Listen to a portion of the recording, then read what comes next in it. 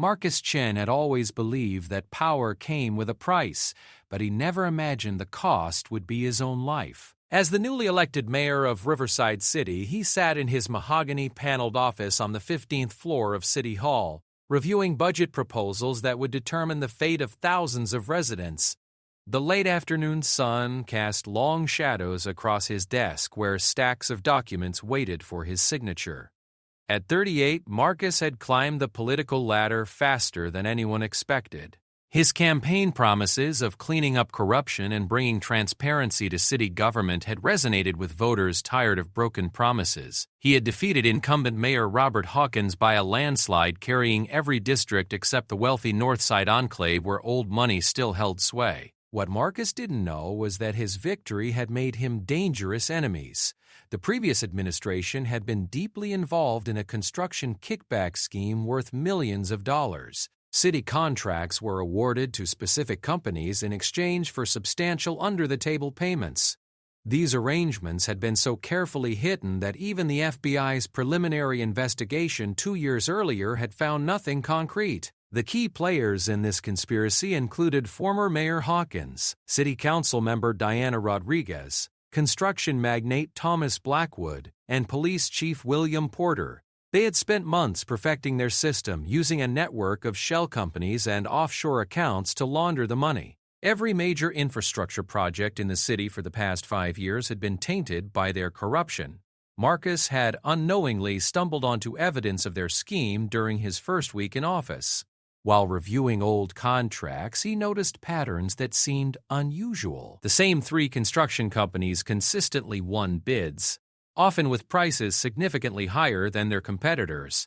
When he asked his assistant Sarah Mills to pull the financial records, she discovered that several contracts had been modified after signing, increasing their value by millions. Sarah, a dedicated public servant who had worked in City Hall for 12 years, was horrified by what she found. She had watched the previous administration with growing suspicion, but never had concrete proof of wrongdoing. Now, with Marcus asking the right questions, the truth was beginning to emerge. The corruption investigation that Marcus was unknowingly conducting posed an existential threat to the conspirators. If exposed, they faced decades in federal prison and the loss of everything they had accumulated through their illegal activities. Thomas Blackwood alone had obtained over $40 million in fraudulent contracts during the past 5 years. Diana Rodriguez, who maintained her position on the city council despite Hawkins' electoral defeat, began receiving panicked phone calls from her co-conspirators. Blackwood was particularly agitated, threatening to expose everyone if he went down alone. Chief Porter, meanwhile, was in the best position to monitor Marcus's activities and provide early warning of any discoveries. The decision to eliminate Marcus was made during a secret meeting at Blackwood's private estate outside the city. The 4 conspirators gathered in his study, surrounded by expensive artwork purchased with stolen public funds. They concluded that Marcus was too honest and too thorough to be bought or intimidated. He would eventually uncover their entire operation. Porter volunteered to arrange the assassination using his connections in the criminal underworld. He knew several individuals who would kill for the right price and keep quiet afterward. The plan was to make it look like a random robbery gone wrong, something that would not trigger a deeper investigation into city finances. Meanwhile, Marcus continued his work, unaware that his life was in immediate danger. That he had scheduled a public meeting for the following week to discuss his preliminary findings about city contracts. He planned to announce the formation of an independent oversight committee to review all major expenditures from the previous administration. On Thursday evening, Marcus decided to have dinner at Romano's, an upscale Italian restaurant where city officials often conducted informal business. He frequently ate there alone, using the quiet atmosphere to review documents and plan his next moves. The restaurant owner, Giuseppe Romano, had supported Marcus during his campaign and always ensured he received excellent service. That particular evening, the restaurant was unusually busy. A large corporate party was celebrating in the main dining room while several smaller groups occupied the remaining tables. Marcus was seated at his usual table in the corner where he could work undisturbed while enjoying his meal. The waitress assigned to Marcus that evening was 24-year-old Isabella Martinez, a graduate student working part-time to pay for her education. She had been employed at Romano's for 8 months and was known for her attention to detail and friendly demeanor. Isabella was studying criminal justice at the local university and had written several papers on government corruption. What made this evening different was pure coincidence. Isabella's older brother Miguel worked as a janitor at the police station. That morning, while emptying trash cans in Chief Porter's office, Miguel had overheard a phone conversation that chilled his blood. Porter was speaking quietly but intensely to someone about taking care of the mayor problem and ensuring that the meeting never happens. Miguel didn't initially understand the full implications of what he had heard, but something about Porter's tone made him deeply uncomfortable. When he mentioned it to Isabella during their lunch break, she immediately recognized the potential significance. Her criminal justice studies had taught her to recognize the language of conspiracy and violence. Isabella spent the afternoon agonizing over what to do with this information. She had no concrete proof of anything, only her brother's account of a overheard conversation. Going to the police would be pointless since Porter himself was apparently involved.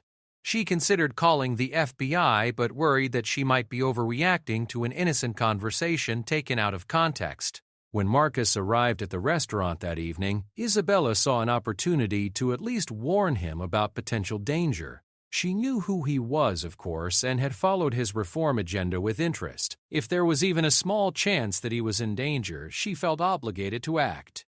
The challenge was how to approach him without creating a scene or appearing to be a crazy person making wild accusations. Isabella decided that a discreet written note would be the safest approach. During her break, she carefully wrote a brief warning on a piece of paper, folding it small enough to be passed unnoticed. Marcus was halfway through his dinner when Isabella approached his table to refill his water glass. The restaurant was noisy enough that their conversation would not be overheard, but she still felt nervous about what she was about to do. As she poured the water, she quietly placed the folded paper next to his plate. "Sir, someone asked me to give this to you," she said in a low voice, making eye contact to ensure he understood the importance of her message. Marcus looked up, surprised by her serious tone. Isabella was already moving away, returning to her other tables to avoid drawing attention to their brief interaction. He unfolded the paper and read the handwritten message. "You've been betrayed. They're waiting. Your life is in danger. Trust no one in city government." The words hit him like a physical blow. Marcus sat motionless for several minutes, his mind racing through possibilities. Who could have sent this message? How much did they know? Most importantly, was it credible or just the work of someone with a grudge against his administration? He looked around the restaurant, trying to identify anyone who might be watching him. The corporate party continued their loud celebration, while other diners seemed focused on their own conversations. Nothing appeared out of the ordinary, but Marcus suddenly felt exposed and vulnerable. When Isabella returned to check on his table, Marcus caught her attention. "Who gave you this note?" he asked quietly. "I can't say here," she replied, glancing around nervously. "But you need to be very careful. There are people who don't want you to continue your work." Marcus paid his bill quickly and left the restaurant, his appetite completely gone. He drove home slowly, constantly checking his mirrors for signs of being followed. The note was probably meaningless, he told himself, but something about the waitress's demeanor had convinced him that she believed the danger was real. That night, Marcus couldn't sleep. He lay in bed reviewing everything he had learned about city finances, trying to identify who might feel threatened by his investigation. The construction contracts were the most obvious area of concern, but there could be other schemes he hadn't discovered yet. By morning, Marcus had decided to take the warning seriously. He called his assistant Sarah and asked her to compile a complete list of everyone who had access to information about his contract review. He also requested copies of all city financial records from the past 6 years, not just the construction contracts he had been examining. Sarah was surprised by the urgency in Marcus's voice, but she complied with his requests without asking questions. She spent the morning gathering documents and creating the list he had requested. By afternoon, she had assembled 3 boxes of files and a detailed spreadsheet showing who had access to various types of city financial information. When Marcus reviewed Sarah's list, he was struck by how many people knew about his investigation. In addition to Sarah herself, at least 6 other city employees had been involved in gathering or copying documents. Several council members had been briefed on his preliminary findings, and he had mentioned his plans to form an oversight committee during a recent staff meeting. The realization that so many people knew about his work was deeply troubling. If there was indeed a conspiracy within city government, word of his investigation had almost certainly reached the wrong people. The warning from the restaurant might have been accurate after all. Marcus decided to accelerate his timeline. Instead of waiting another week for the public announcement, he would contact the FBI immediately and turn over everything he had discovered. If there was a threat to his safety, federal protection would be far more reliable than anything his own security detail could provide. That evening, Marcus called FBI agent Jennifer Walsh, who had been involved in the preliminary investigation of city government 2 years earlier. He explained that he had uncovered evidence of significant financial irregularities and requested an immediate meeting. Agent Walsh agreed to meet him the following morning at a location outside the city. What Marcus didn't know was that his phone calls were being monitored. Chief Porter had arranged for surveillance of the mayor's communications as soon as they decided he posed a threat. Within an hour of Marcus's conversation with Agent Walsh, Porter knew about the planned FBI meeting. The conspirators realized they were running out of time. If Marcus met with federal agents and turned over his evidence, their entire operation would be exposed. They had to act immediately, that very night, before Marcus could leave the city. Porter contacted his criminal associate, a man named Vincent Torres, who specialized in murders that appeared to be random crimes. Torres was told that the target would be leaving his house early the next morning to meet someone outside the city. The best opportunity would be to intercept him during his commute, making it look like a carjacking gone wrong. Meanwhile, Isabella Martinez was having her own crisis of conscience. She had spent the day researching the mayor's reform agenda and the city's recent history of corruption allegations. Everything she read convinced her that Marcus Chen was genuinely trying to clean up city government, which would explain why someone wanted him dead. Isabella knew she had done all she could by warning the mayor, but she couldn't shake the feeling that it wasn't enough. If her brother had correctly understood Chief Porter's conversation, an assassination attempt could happen at any time. She decided to gather more information, hoping to provide something more concrete to support her warning. That evening, Isabella asked Miguel to pay close attention to any unusual activity at the police station. She also drove past Marcus's house, noting its location and the surrounding neighborhood. If something happened to the mayor, she wanted to be able to provide specific information to federal investigators. Marcus spent that evening preparing for his meeting with Agent Walsh. He organized all of his documents into a clear chronological narrative, highlighting the most suspicious contracts and financial transactions. He also wrote a detailed memo explaining his concerns and the potential scope of the corruption. As he worked, Marcus found himself thinking about the waitress who had delivered the warning. Her obvious nervousness and the specific wording of her note suggested that she had access to reliable information about a threat to his life. He wondered if he should have pressed her for more details, but decided it was too late to return to the restaurant without appearing suspicious. By midnight, Marcus had completed his preparations for the FBI meeting. He packed all of his evidence into a briefcase and placed it by the front door, ready for an early departure. He had arranged to meet Agent Walsh at a diner 30 miles outside Riverside City, well away from anyone who might be watching his movements. Marcus set his alarm for 5 in the morning, planning to leave the city before dawn. He hoped that early departure would minimize the risk of being followed or intercepted. As he finally tried to sleep, he reviewed his security precautions one more time, convincing himself that he had taken every reasonable precaution. What Marcus couldn't have known was that Vincent Torres was already positioned near his house waiting for the morning departure. Torres had studied the route to the meeting location and identified several isolated stretches of road where an ambush could be carried out without witnesses. The trap was set, and Marcus Chen was walking directly into it. His commitment to exposing corruption had made him a target, and despite the mysterious warning from Isabella Martinez, he had no idea how close he was to death. The next morning would determine whether justice or conspiracy would prevail in Riverside City. Marcus Chen's alarm buzzed at 5 in the morning, cutting through the darkness of his bedroom like a knife. He had barely slept, his mind churning through the events of the previous day and the ominous warning he had received. As he dressed in the dim light, Marcus felt the weight of his decision to involve the FBI.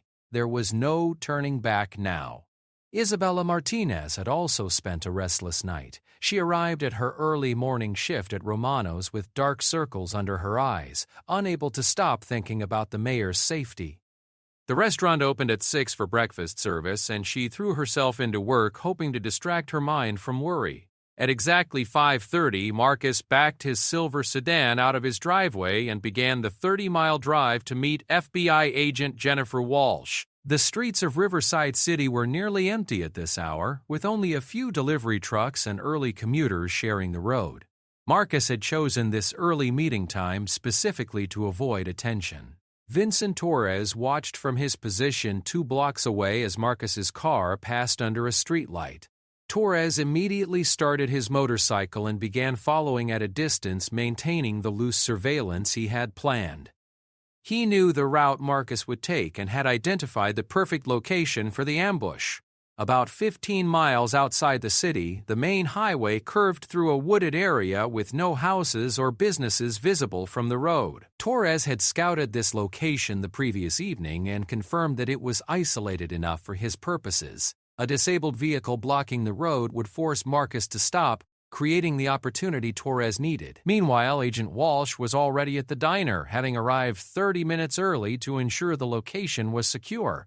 She had brought a digital recorder and evidence bags prepared to document whatever Marcus had discovered. Walsh had worked corruption cases for 8 years and recognized the signs of a major scandal brewing in Riverside City. At Romano's restaurant, Isabella was serving coffee to the morning regulars when her brother Miguel burst through the kitchen door. He was supposed to be at work at the police station, but instead he was running toward her with panic in his eyes.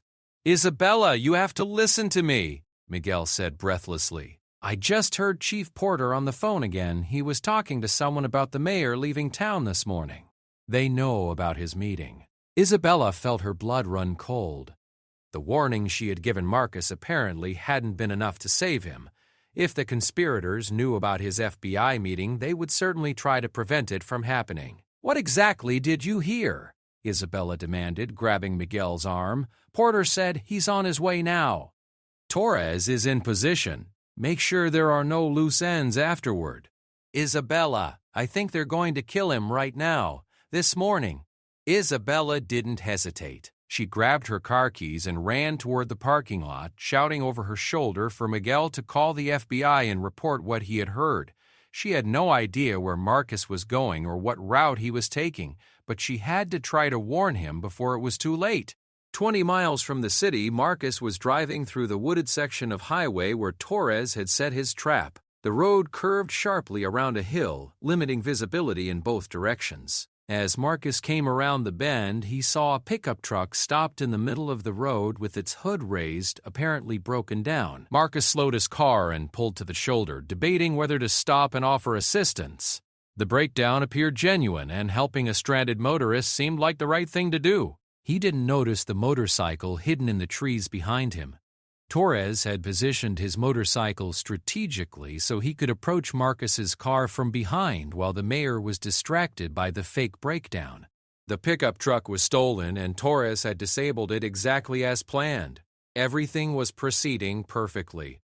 As Marcus got out of his car to check on the stranded driver, Torres emerged from the trees and approached from behind. He was wearing dark clothing and a motorcycle helmet to conceal his identity. In his right hand, he carried a .38 caliber revolver that could not be traced to any legal owner. "Excuse me, do you need help?" Marcus called out as he walked toward the pickup truck. Torres was now less than 20 feet behind Marcus, raising his weapon for a clean shot. The plan was to shoot Marcus in the back, then fire additional shots to make it look like a robbery. Torres would take Marcus's wallet and briefcase, making the crime appear random and financially motivated. At that exact moment, Isabella's car came around the curve at high speed. She had been driving frantically along the highway, hoping to intercept Marcus before he reached whatever trap had been set for him. When she saw the scene in front of her, Marcus approaching a disabled truck while a man with a gun crept up behind him, she realized she was witnessing an assassination in progress. Isabella laid on her horn and flashed her headlights, screaming a warning that Marcus couldn't possibly hear through her closed windows.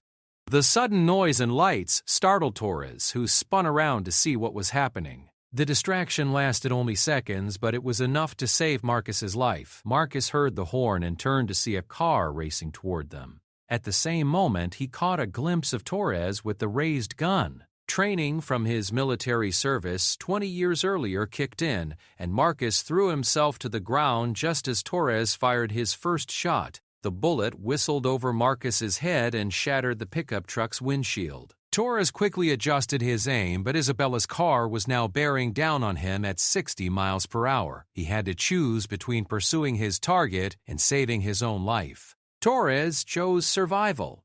He sprinted toward his hidden motorcycle as Isabella's car skidded to a stop between him and Marcus. She had positioned her vehicle to provide cover for the mayor, though she had no plan for what to do next.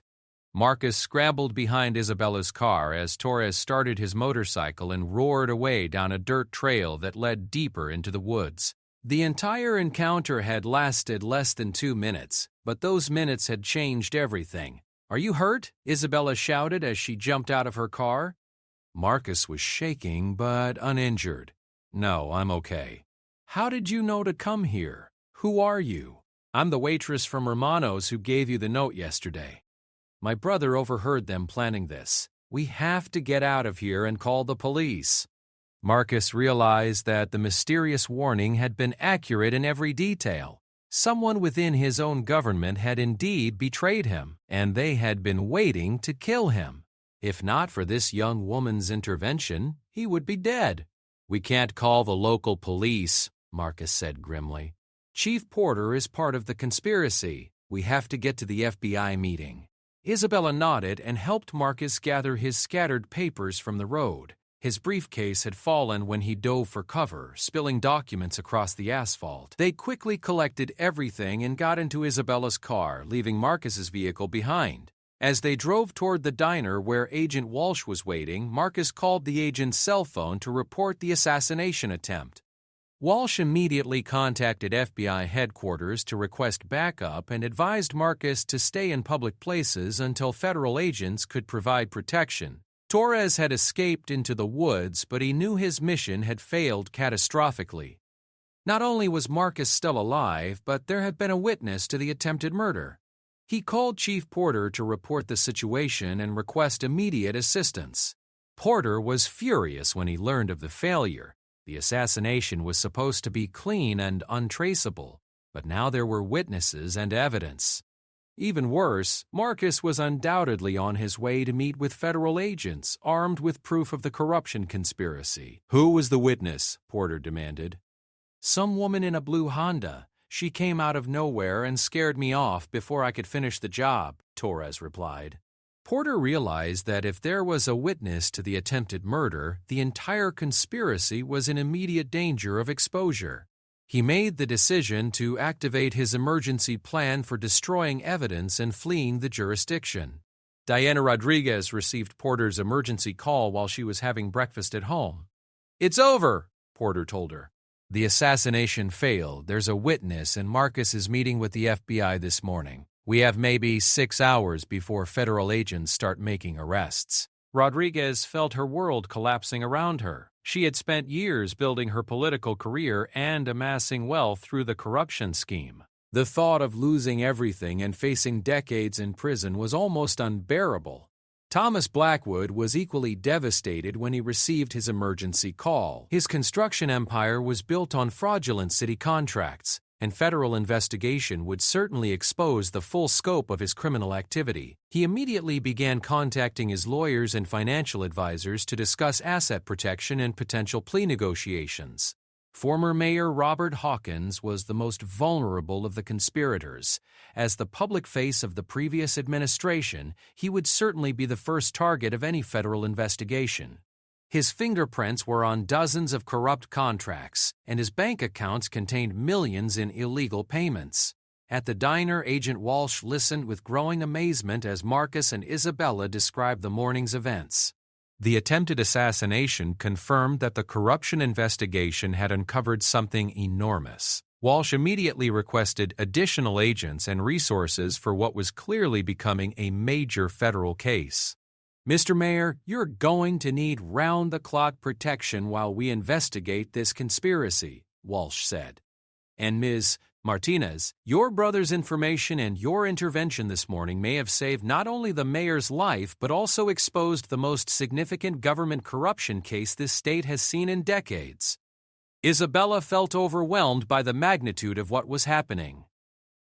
She had simply tried to do the right thing by warning someone about a threat, and now she was a key witness in a federal investigation. Marcus spread his documents across the diner table and began explaining his findings to Agent Walsh. The pattern of fraudulent contracts was even clearer now that he had additional financial records. Over 6 years, the conspirators had stolen approximately $60 million in public funds.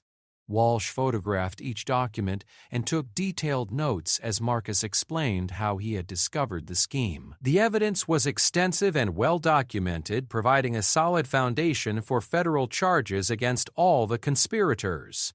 "We're going to need your brother to testify about what he overheard," Walsh told Isabella. "His testimony, combined with this morning's assassination attempt, will help us prove the conspiracy charges." Meanwhile, Chief Porter was frantically trying to cover his tracks. He had already begun destroying files related to the corruption scheme, but there were too many documents to eliminate all evidence. His best hope was to flee the country before federal agents could arrest him.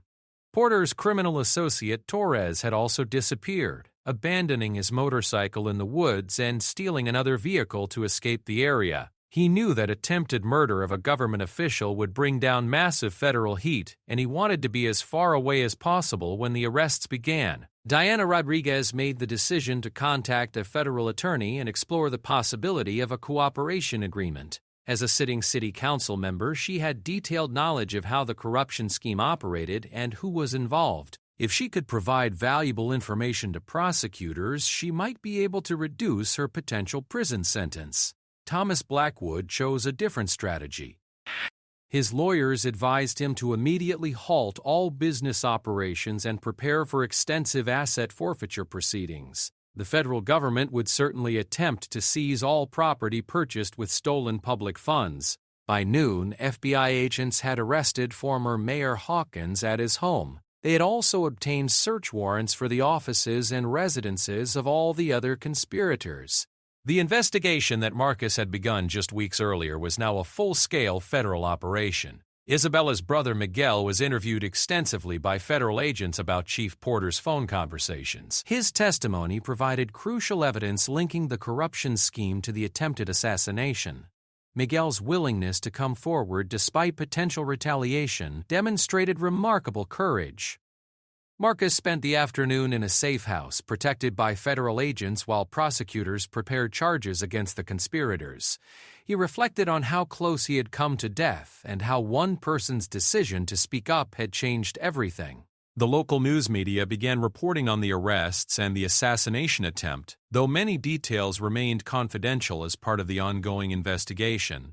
Citizens of Riverside City were shocked to learn about the extent of corruption in their government and the attempt on their mayor's life. Isabella returned to work at Romano's that evening, though she found it difficult to concentrate on serving customers.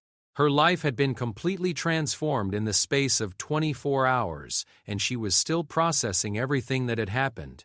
Agent Walsh worked late into the night, coordinating with other federal agencies and preparing for additional arrests. The corruption case was expanding as investigators uncovered more evidence and identified additional participants in the scheme. Chief Porter remained at large, but federal agents were confident they would locate him within days. His photograph had been distributed to law enforcement agencies nationwide, and his financial accounts were being monitored for any activity. Marcus realized that his reform agenda had succeeded beyond his wildest expectations, though not at all in the way he had planned.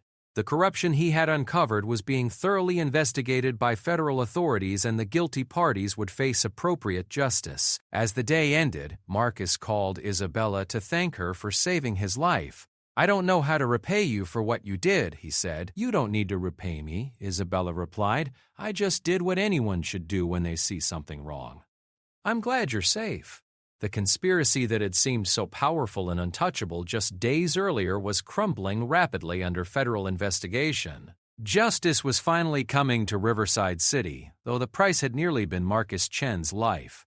6 months had passed since the assassination attempt that shattered the corruption conspiracy in Riverside City. The federal investigation had expanded far beyond what anyone initially imagined, uncovering a web of criminal activity that reached into multiple state agencies and private corporations across 3 counties. Marcus Chen stood at the window of his temporary office, looking out at the construction crews working to rebuild City Hall. The building had been closed for 2 months while federal agents searched every office and file cabinet for evidence. The symbolism wasn't lost on Marcus. They were literally rebuilding the foundation of city government.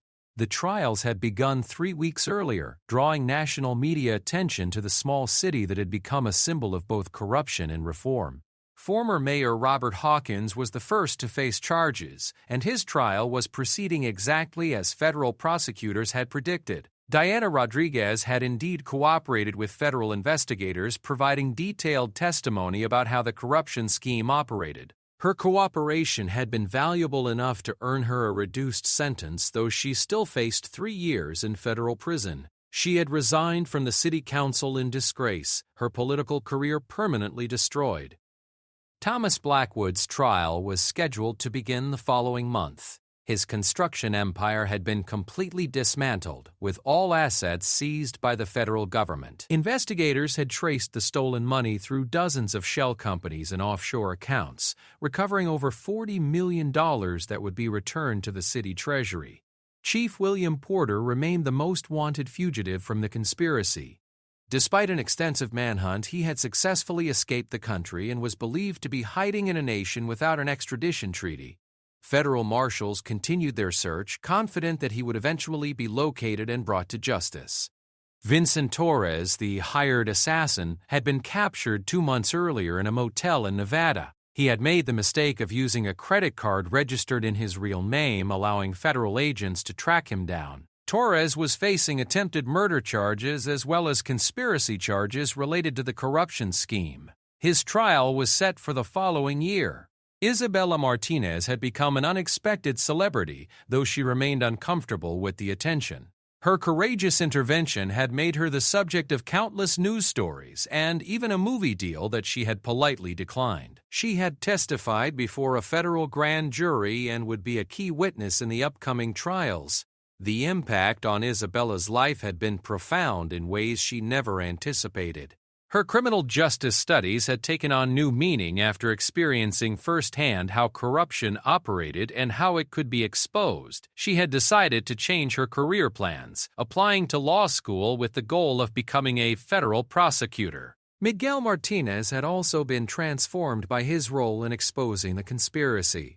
His willingness to report Chief Porter's suspicious phone conversations had provided the initial evidence that tied the corruption scheme to the assassination attempt. The FBI had offered him a position as a paid informant in future investigations, recognizing his natural ability to observe and report criminal activity. Giuseppe Romano, the restaurant owner, had initially been worried that the assassination attempt near his establishment would hurt business. Instead, Romano's had become a popular destination for tourists and journalists wanting to see where the corruption scandal began. He had even added a mayor's special to the menu, with proceeds going to a scholarship fund in Isabella's name. Agent Jennifer Walsh had been promoted within the FBI based on her successful handling of the Riverside City case. She was now leading a task force investigating similar corruption schemes in other municipalities across the region. The Riverside investigation had revealed that fraudulent contracting schemes were more common than anyone had realized. Marcus had spent months working with federal authorities to implement new oversight procedures for city government.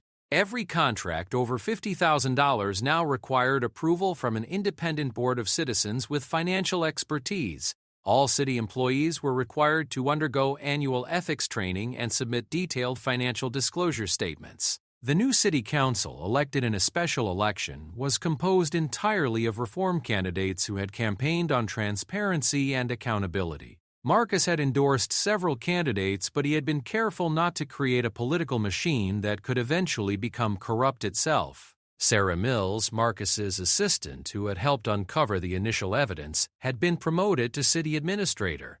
Her meticulous attention to financial details had proven invaluable in identifying irregularities that more experienced officials had missed or ignored. She now oversaw all city financial operations with unprecedented authority. The recovery of stolen funds had allowed Marcus to implement several programs he had promised during his campaign. A new community center was under construction in the low-income Southside District, funded entirely with money recovered from the corruption scheme.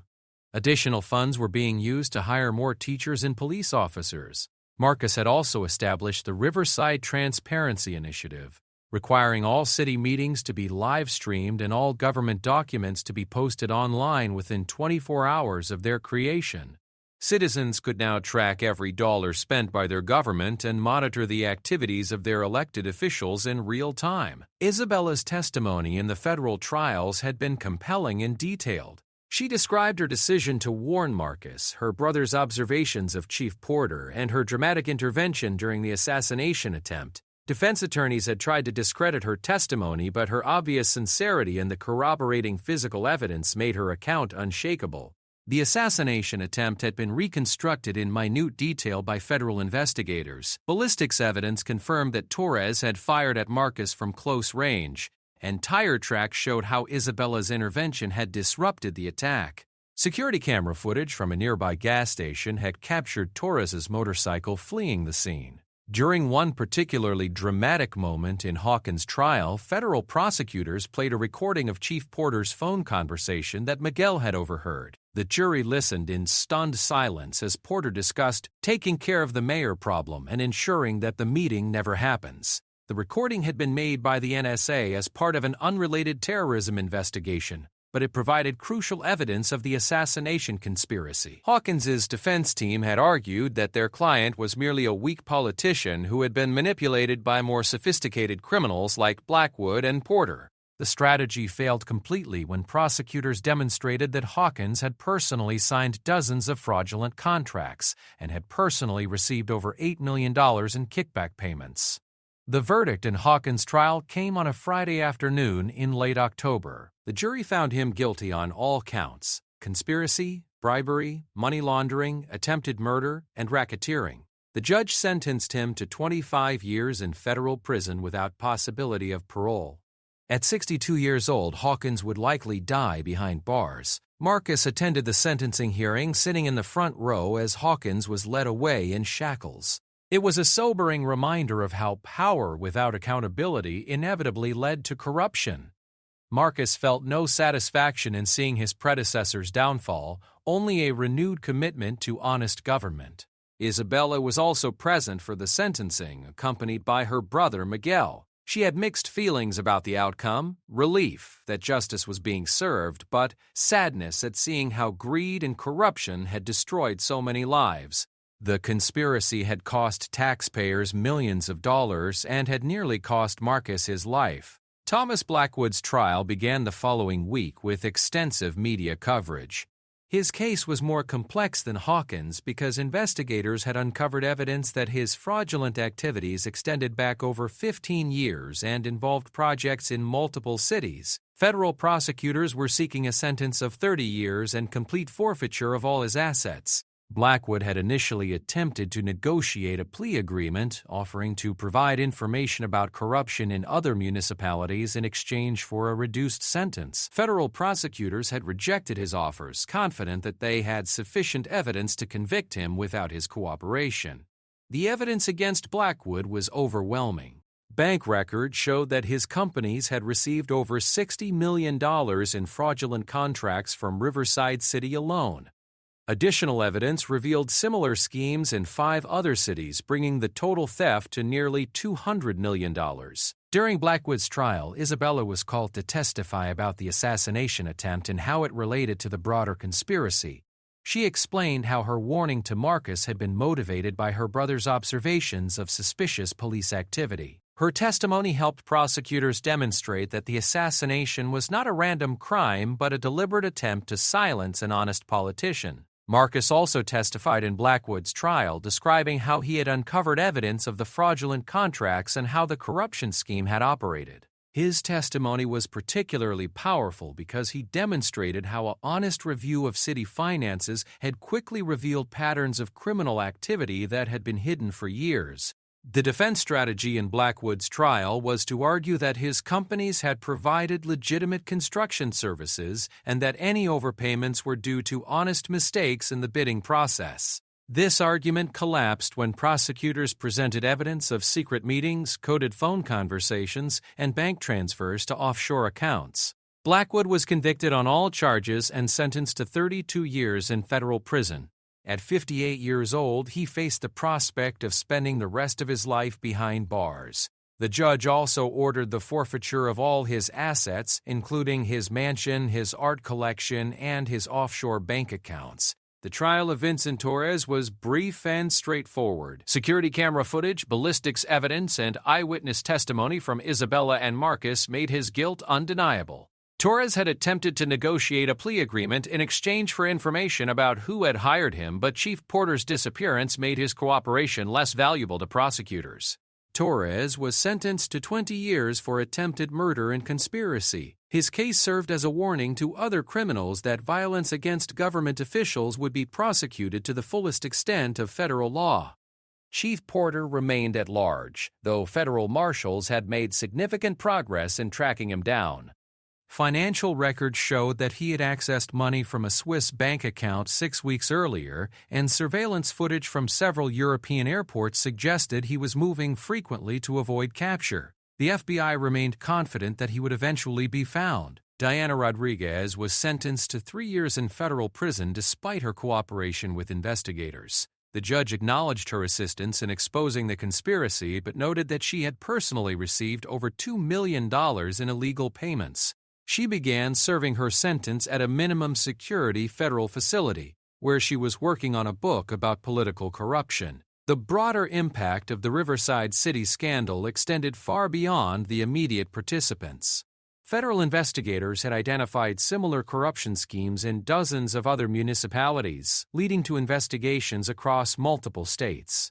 The case had become a model for how citizens could expose government corruption through careful observation and courageous action. Marcus had been re-elected by the largest margin in city history, receiving over 80% of the vote.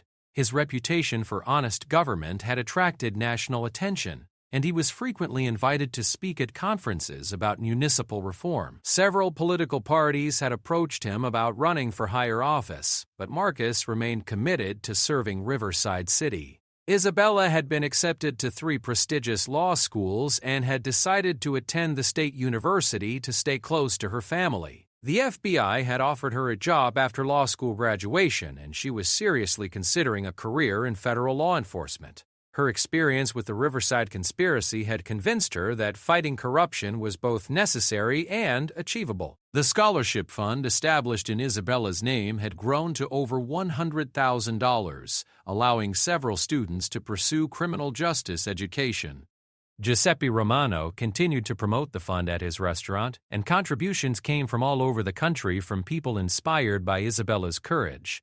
Miguel had accepted the FBI's offer to work as a paid informant, providing information about potential criminal activity in city government. His position as a janitor gave him access to conversations and documents that law enforcement officials couldn't obtain through normal channels. He had already provided valuable intelligence about 2 other potential corruption investigations. The city of Riverside had recovered almost all of the stolen money through federal asset forfeiture proceedings. The funds were being used to upgrade infrastructure, improve schools, and provide better city services. The corruption scandal that had nearly destroyed the city had ultimately led to its financial recovery. Marcus established an annual award in Isabella's honor, recognizing citizens who demonstrated exceptional courage in exposing wrongdoing. The first recipient was a schoolteacher who had reported financial irregularities in the education budget. The award served as a reminder that ordinary people could make extraordinary differences in their communities. The final chapter of the Riverside corruption scandal would not be written until Chief Porter was captured and brought to trial. However, the lessons of the case were already clear. Corruption thrived in darkness but could not survive in the light of public scrutiny. One person's decision to speak up had exposed a massive criminal conspiracy and saved a man's life. As Marcus looked out at the construction crews rebuilding City Hall, he reflected on how much had changed since that terrifying morning 6 months earlier. The assassination attempt had been intended to silence him and protect the conspiracy, but instead it had exposed everything and brought justice to Riverside City. Isabella continued working at Romano's restaurant while preparing for law school, but she no longer served tables in anonymity. Customers frequently recognized her and thanked her for her courage. She remained humble about her role in exposing the conspiracy, insisting that she had simply done what anyone should do when faced with wrongdoing. The quiet note that Isabella had passed to Marcus that evening had ultimately brought down one of the most extensive municipal corruption schemes in state history. It served as proof that sometimes the smallest acts of courage can have the most profound consequences. In Riverside City, justice had prevailed because one person had decided to speak up when it mattered most.